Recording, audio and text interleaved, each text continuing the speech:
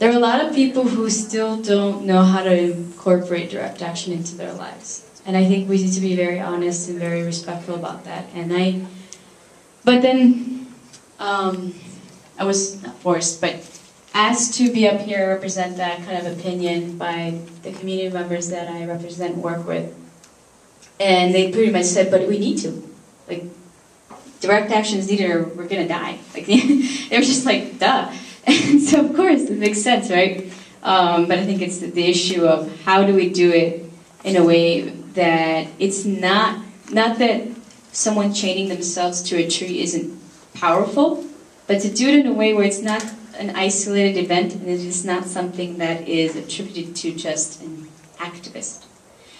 So some time ago when I got started with El Vejo, I met with the organizer that used to have my position, Lorena Lopez, who was amazing. And one of the things she said was really amazing to me was that she said that she thinks that what we really need in all of our campaigns is big families.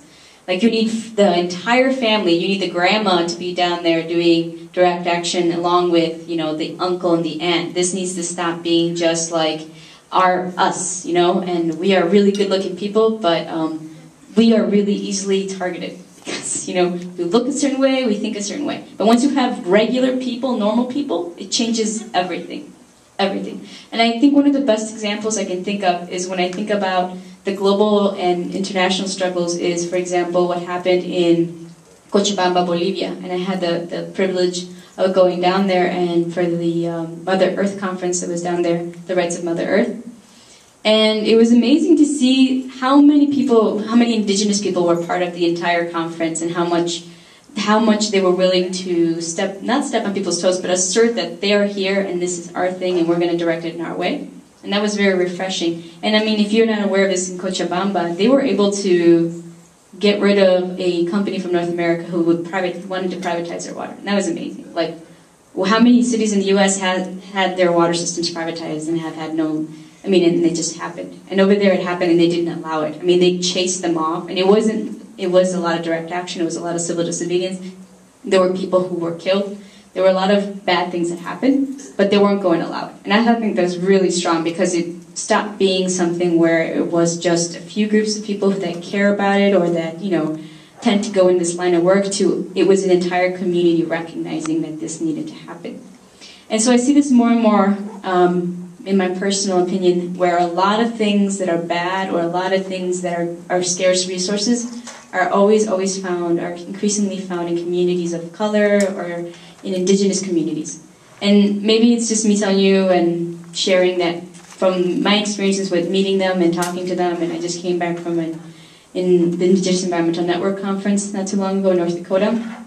They're very active and they're ready to do really direct shit. And so it's really cool. I think it's great. And I think that that's something we need to, at least I personally need to find a way where we show people, families, that this is a good response and that this should be something that's like daily life, doing something where they recognize the urgency and then they take that step. Because I feel that that's so powerful to have just regular people taking direct action as opposed to the people that you expect to take together.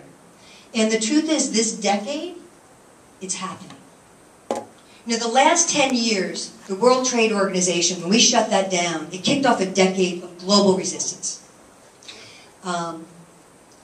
Global North, Global South, people shutting things down, boulders in roads, taking over. I mean, it's happened. Every country you can imagine, there's been people going to getting arrested and shutting things down. And that's what I have to do. Exit strategy. Shutting it down. I know. Back to where I'm talking about. Sorry.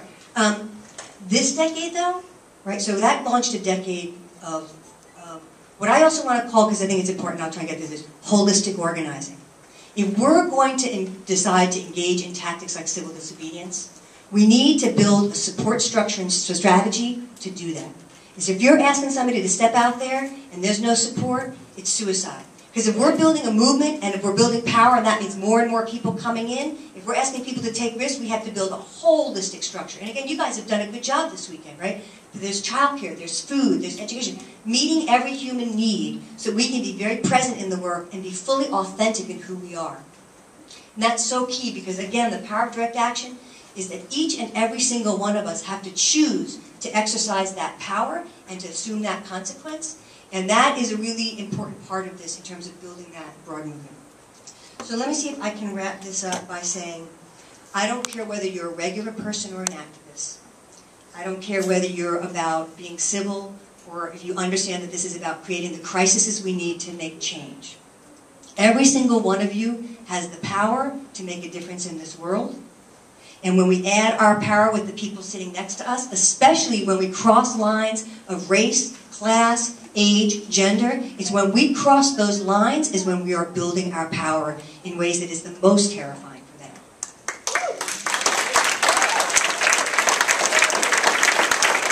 So when we do this work, organize